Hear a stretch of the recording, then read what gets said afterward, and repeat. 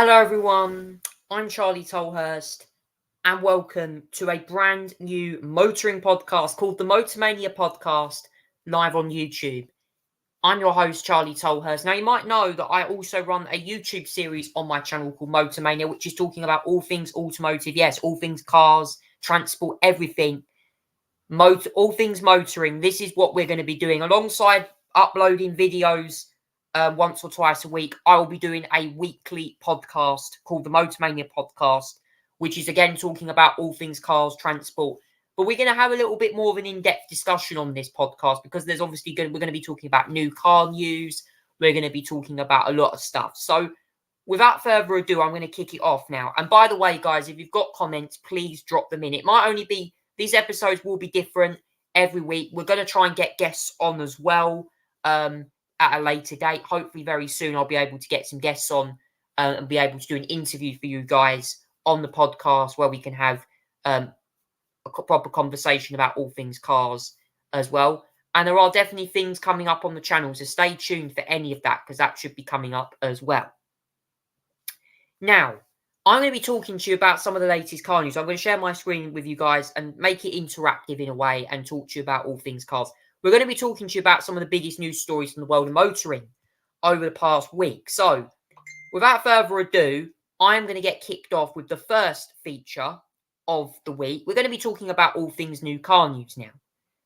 The first thing I'm going to be talking about is this, which is exclusive to the world of new cars. So the first news story that's caught my eye this week is this.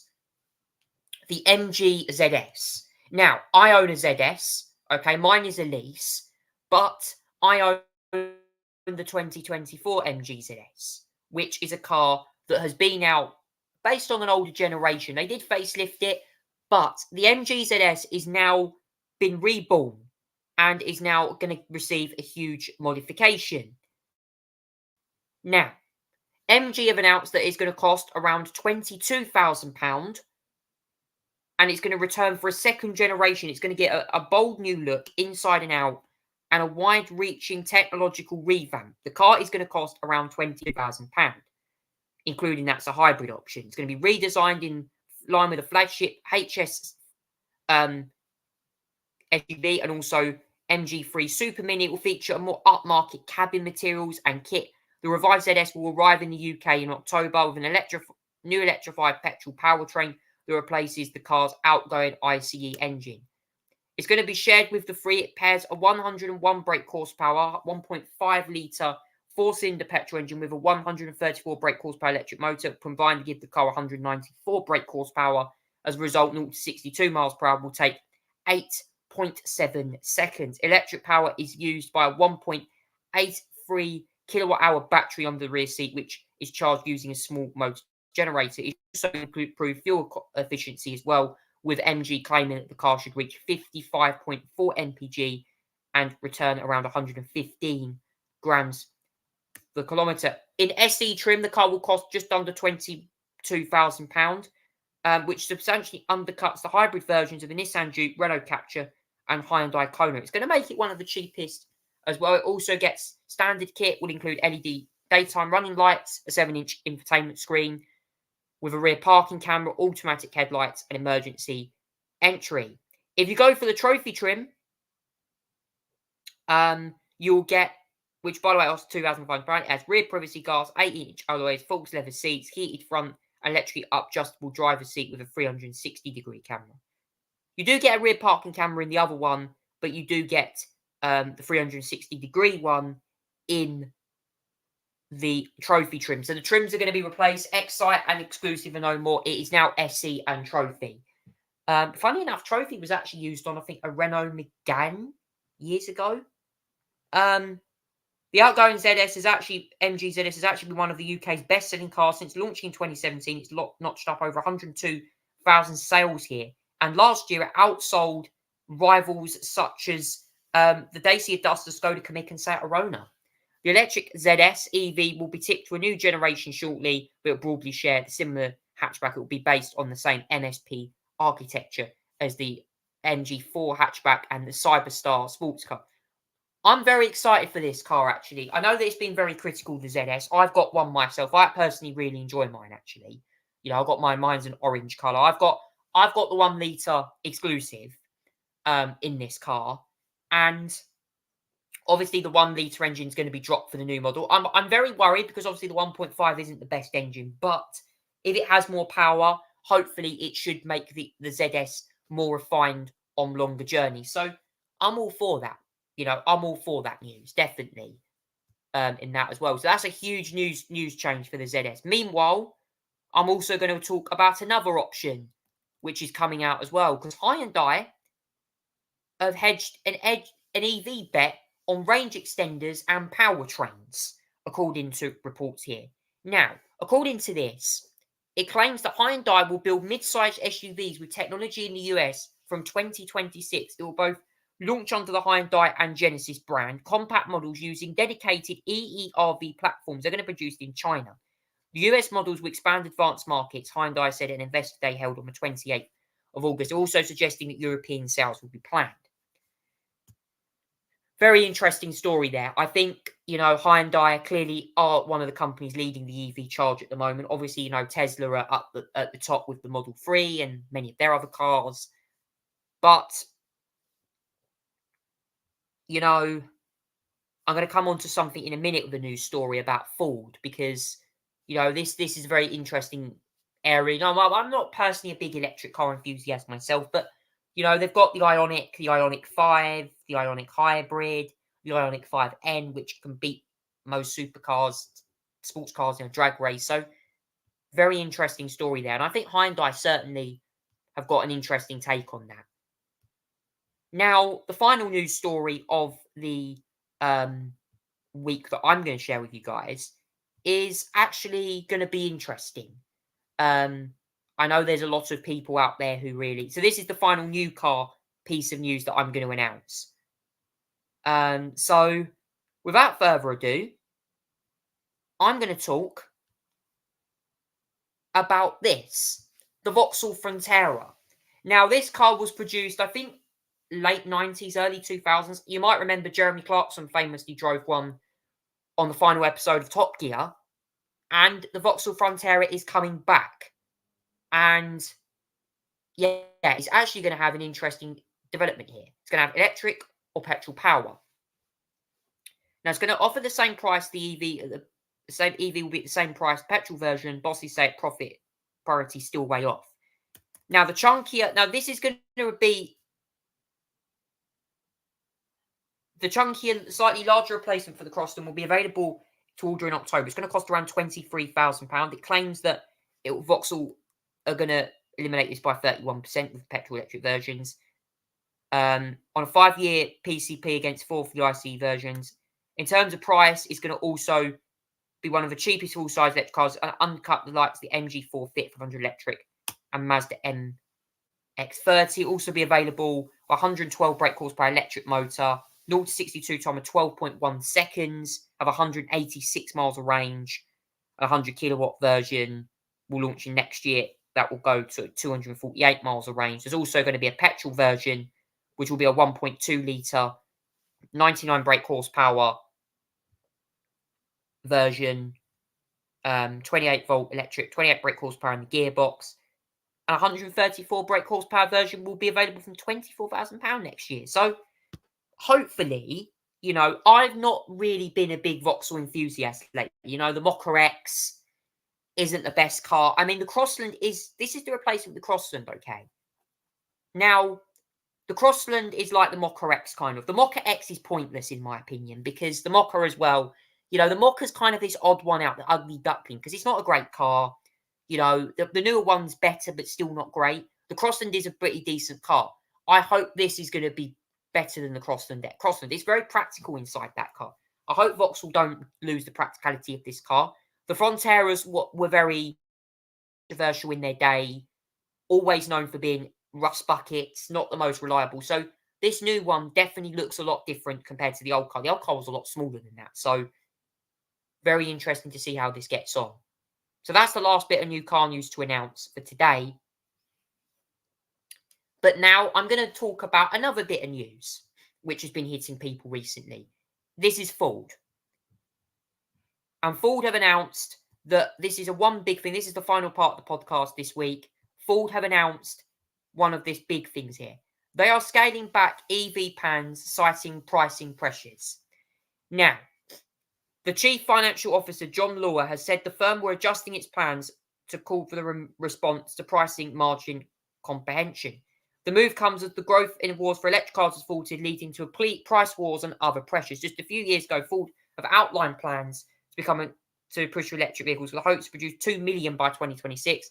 It since launched electric version of its best-selling F-150 pickup Trant in great fanfare. However, though, they have announced that reported more than 50,000 electric cars been sold, been up by 60%, but electric business losses have nearly been up to 2.5 million. It is very worrying, and I think Ford have really got to try and look at how they are going to actually market this properly. Because, as I said, the Explorer is around £50,000, 53 to be exact. I'm going to play for you a little quick video of the Ford Explorer whilst I'm here, because I want to show you guys exactly what I mean by electrification of a Ford. This is quite interesting, by the way, why I'm on about this. Check this out. I'm in the brand new all-electric Ford Explorer. Have a look at this screen. It's called the Sync Move, and it does move up and down. Shame I can't take it away completely, but come on, what a flex. Right, let me show you the rest of the car. The new Explorer is the latest model in Ford's European lineup. It's a mid-sized crossover that has room for 5. It will sit slightly below the more premium Mach-E and will be built in Germany with Europeans in mind. In fact, its job is to help with the complete reinvention of the Ford brand on this continent. If you're familiar with Ford's American products, you definitely have heard leather, even though it looks like it. It's actually called Sensico, which is a man-made material, but it isn't actually cheap feeling. It feels quite decent. They've also done a pretty good job in terms of the amount of storage space they give you inside this car. So in the center console, there's a little bit of storage down there. You've also got, right here, enough room for a 15-inch laptop. How clever is that? And also, you can swap out these two cup holders for a slightly different arrangement. If you want to, you can have yourself a little tray for your spare change, for example, or you can choose the cup holders, whatever suits you. Plus, you've got storage for a mobile phone with some wireless charging.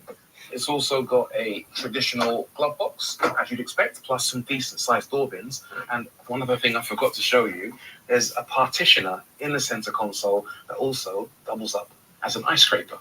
Very clever. Sticking on the subject of storage a little longer, the screen I showed you at the beginning of this film is called Sync Move, and the idea is that it moves out the way to provide something called My Personal Locker, which is a storage area that you can use to keep bits and bobs hidden away from others. Things like maybe Haribo that you don't want your passengers to know you've got. It's a very usable, very clever storage space. In terms of the screen itself, it's built by Ford. It's the Sync system, and it's got a vertical orientation, which means that that's particularly handy when you're running a sat-nav, for example, because it lets you see further ahead on the road. No physical buttons in this car, though. All of it is controlled via the display. You've actually got these capacitive buttons along the bottom on the center console to control things like your volume or the overall power or your parking camera. But even though I'm not a massive fan of that, I do prefer my physical buttons. At least they've got the heating, ventilation, and climate control area permanently on the bottom of the screen. Will it work better than Volkswagen's equivalent products? We'll have to wait and see. But on the subject of VW, if you look around the cabin, you'll actually see a few nods to VW products, like the drive selector knob up here, almost straight off of VW. The light switch, definitely seen that before in a VW ID3, ID4, and also the window winding mechanisms are identical to what you get on VW products, including, and this is to my annoyance, only 2 buttons for controlling the windows. You have to press a separate button marked rear to control the rear windows. On the upside though, this is quite nice. You've got a sound bar up top with some ambient lighting built in. That looks quite cool, and hopefully it'll sound half decent as well. Thank you there, Rory Reid. I just wanted to say I was showing you around there the Ford Explorer because that is one of the Ford electric models that is out at the moment.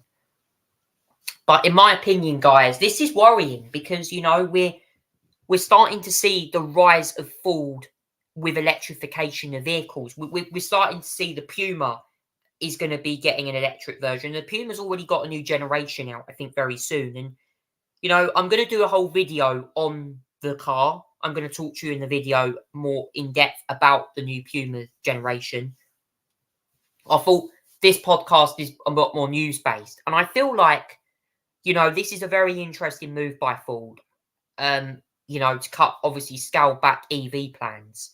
Because they're just so expensive. You know, the Mustang Mach-E, probably £60,000 for the most expensive version. You know, it's a lot of money. And, you know, the Ford Explorer might have that clever sync move system where the touchscreen actually controls moves forward and back. And it looks really cool, I think. But it's just, at the moment, financial-wise, the economy, inflation, it's not easy. And I feel like buyers are really going to have to look out in general for a lot of these gremlins that do appear. Because, you know, there's a lot of things that can go wrong in cars. You know, electric cars especially, you know, they haven't got engines. They're powered by batteries, electric motors, which are essentially engines. They're batteries, basically. An electric motor powers the car instead of petrol or diesel. So, you know, they can catch fire a lot easier. So Ford have really got to remember that. And the finances as well, they're probably going to cost more money to run. So, yeah, it isn't easy time for Ford at the moment. You know, they're going to lose a lot of money on these huge new projects they've got coming out. Obviously, you know, we've got the Explorer. The Bronco's also been given an update as well. It's just one of them things. Please comment down below, guys, in the comments. What do you make of the latest news for Ford's EV push? Do you think Ford are right to scale back, or do you think Ford need to not scale back and actually continue development of these electric cars? Please let me know in the comments. It's an open question. You are allowed to answer this. I feel like it's a really important area that Ford really need to look on. And I think in general, when you look at the article in general, the new timetable is going to be announced very soon. They hope that, you know, that these cars can help improve the company's finances and stuff. But it's really, really difficult. And I feel like this is the big talking point of the week. Will Ford actually accelerate or decelerate growth of their electric car lineups? It's going to be interesting. And yes, stay tuned to find out more on the channel. In terms of podcast for this week, that is all I've got time for this week. I will be back again next week, later next week, because I will be away for the first few days. But I'll be back later next week to film another episode of the Motormania podcast, where we'll be talking about all things cars and about all things automotive news. Thank you for watching. Take care and goodbye.